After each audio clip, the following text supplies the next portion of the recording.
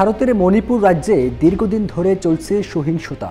অবস্থা বেগতিক হওয়ায় রাজ্যের কয়েকটি জেলায় অনির্দিষ্টকালের জন্য কারফিউ জারি ও 5 জেলায় 5 দিনের জন্য ইন্টারনেট সেবা বন্ধ করেছে সরকার। The Manipur government has ordered the temporary suspension of internet and mobile data services across the state. Internet বন্ধের বিষয়ে মঙ্গলবার পরপর 2টি নোটিশ জারি করে মণিপুর রাজ্য সরকার।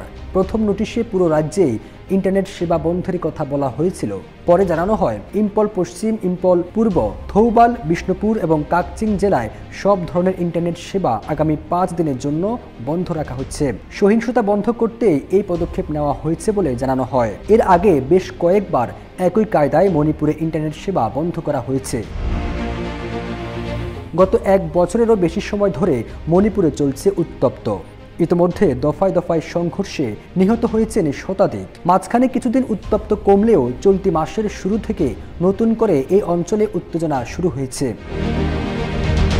গত কয়েকদিনে দফায় দফায় গুলি বিনিময়, বোমা বিস্ফোরণ, ড্রোন ও ক্ষেপণাস্ত্র হামলা, বেসামরিক নাগরিকের মৃত্যু, মণিপুর রাইফেলসের 2টি ব্যাটালিয়নে অস্ত্রাগার থেকে অস্ত্রশস্ত্র লুটের চেষ্টা সহ একাধিক ঘটনাকে কেন্দ্র করে রাজ্যে উত্তেজনা বিরাজ করছে।